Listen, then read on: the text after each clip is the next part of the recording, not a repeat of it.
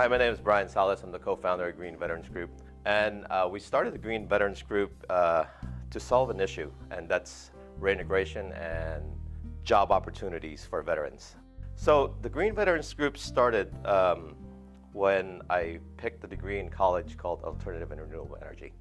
I picked it because I thought it sounded cool, and I wanted to go back to school because I was pretty much lost and didn't have the purpose, motivation, and direction after the military.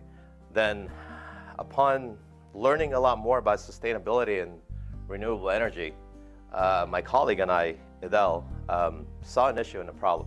Like why we had a question, and that question was, why isn't there anybody in this country advocating sustainability to veterans? And why veterans? Well, veterans are hardwired to serve. They want to be a part of something again. And having Green Veterans as a platform gives them the opportunity to be a part of something and at the same time give back to the veterans that are coming up from the military.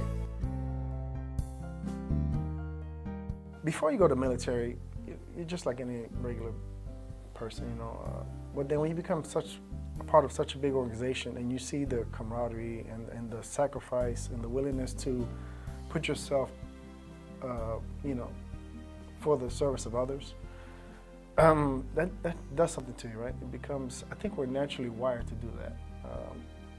But society makes it that we don't do that. But we're naturally wired to actually have that type of relationship with other people, our surroundings and our communities. So that's really the basis, and that's the glue that holds everything together, right? So we really want to make a change, and we will make a change. There's no ifs, ands, or buts about it. We're not going to stop until it gets done, because that's just what we do.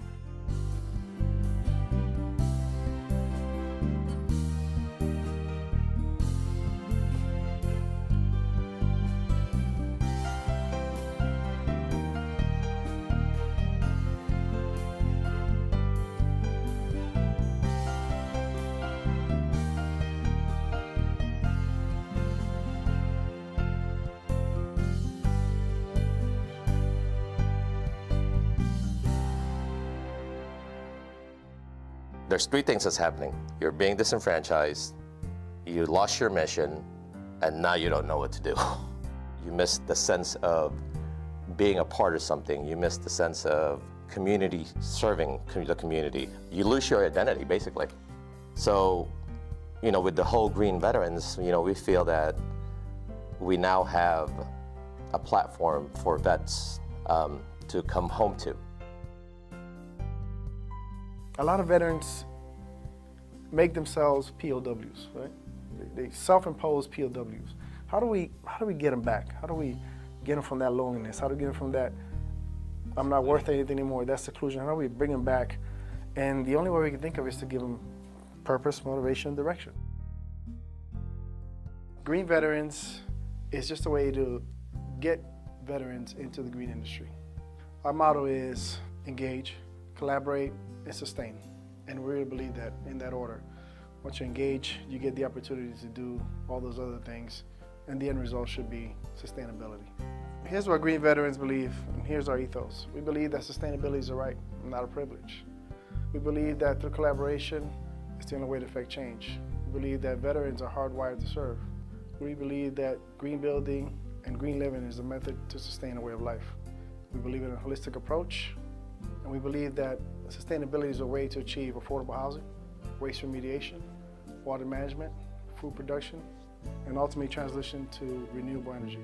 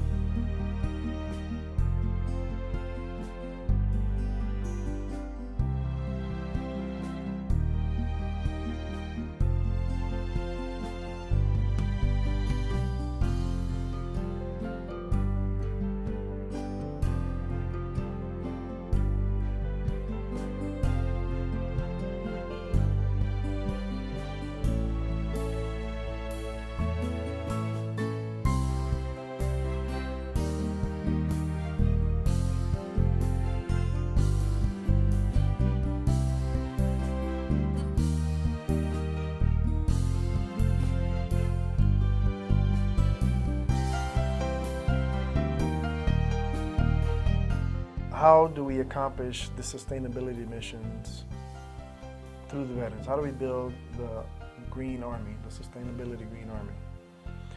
So we looked at what the problems were, right? One, employment. Two, some level of trauma, lack of training. And then the reverse boot camp. How do we reintegrate? How do we transition from military back to civilian in a productive fashion, right, with healthy coping mechanisms? And also the stigmas about veterans. And then how do we fight the stigma, right? The stigma, how do we get out in the community and fight that stigma that we're not all crazy, we're not gonna go postal, we're not gonna blow stuff up, that we're, that we want to continue to serve. So those are the areas, and that's where the 4 pillars came from those issues that we identified that we face. Personally, we all face.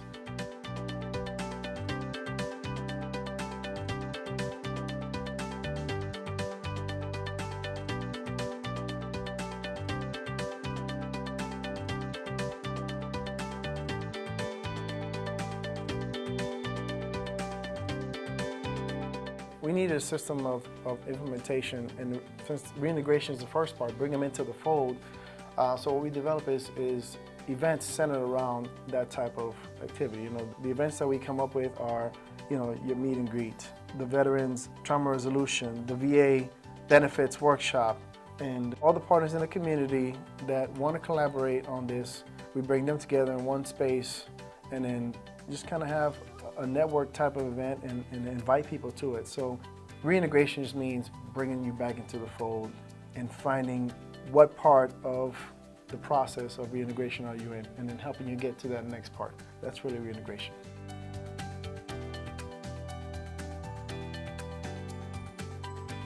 So part of the sustainability training is, in the military, we are taught to, we do a little classwork, this is how you do it, now go do it. We're used to that. We don't need much instruction. We're going to bumble our way through it. But there's a certain level of expertise in the chain that will guide you so you don't make that many mistakes, right? How else do you move thousands and thousands of people through the military and everybody's on the same page doing the same exact thing? How do you do that? It's to that level of teaching, right? You teach them, you get the practical, or you get the book knowledge, and then you go do the practical and the hands-on work. So we said, okay, so let's kill 2 birds with 1 stone. Let's take the knowledge that they just gained, go into our community, and break some stigmas while we're doing that, and do it for free.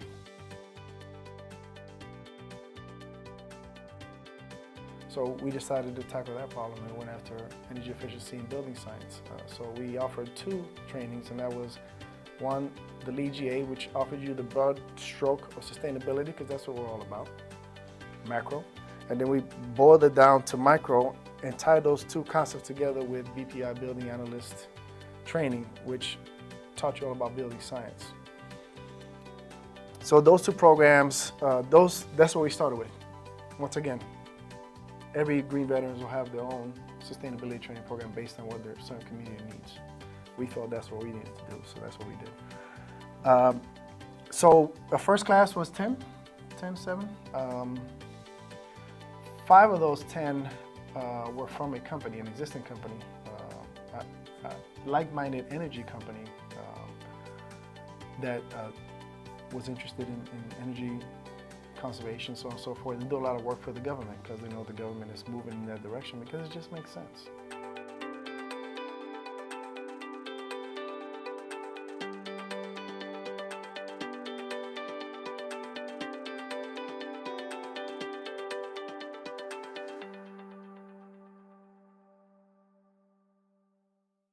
How do you fit into the whole sustainability model that we have? Like, now we just expanded our program because now we have a training facility in Milwaukee called Growing Power.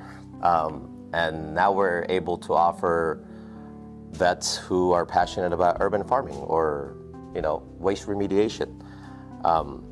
That's why, again, it's so important to find out what that veteran wants, because if they don't like what they're doing, they're not going to give 100%. So, that's why it's crucial. We're working with the Green Vets. I donated one of our greenhouses for them to help resurrect and to do some programming there, and eventually we're going to train them to be able to train other vets in aquaponics and intensive growing methods. So that's what we do at Growing Power. Not only do we do a lot of growing there, but we also train folks from all over the world that come there throughout the year and throughout the 25 years that we've been there.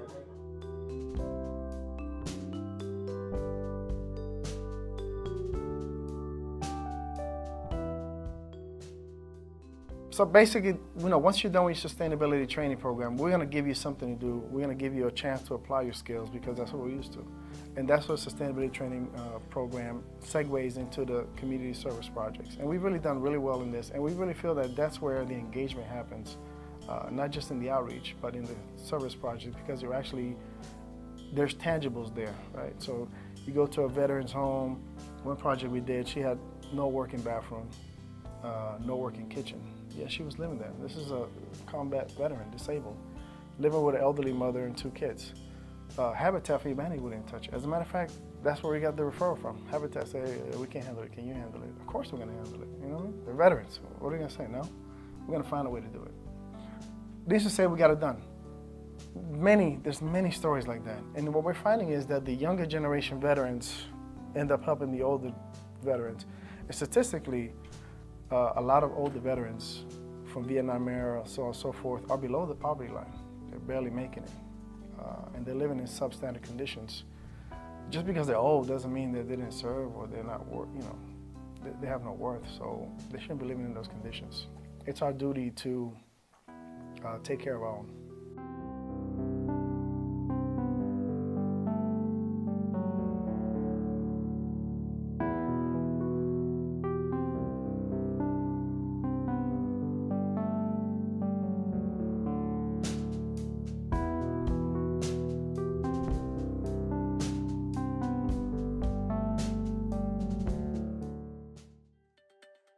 Trauma resolution basically says that, okay, we've achieved a certain level of stability or sustainability. How do we maintain that in a space? And we all know, and we just informed again, that buildings are pretty unhealthy. Spaces are pretty unhealthy. But let's add another level to that. Well takes care of the building side of the house. Let's add the psychological component of it, right? How do you feel in that space? Or if you got issues, if you're feeling lonely, down, or whatever, how do you keep from regressing? We're giving you all these tools. How do we sustain you, right? We're all about sustainability. How do we keep you from going back to pillar 1, right? Some stuff happens. You get fired, got some traumatic experience, certain triggers set you off.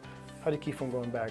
There is a systematic way. Right now we're adopting the well way, the wellness way of doing things. And then we're just adding on different things.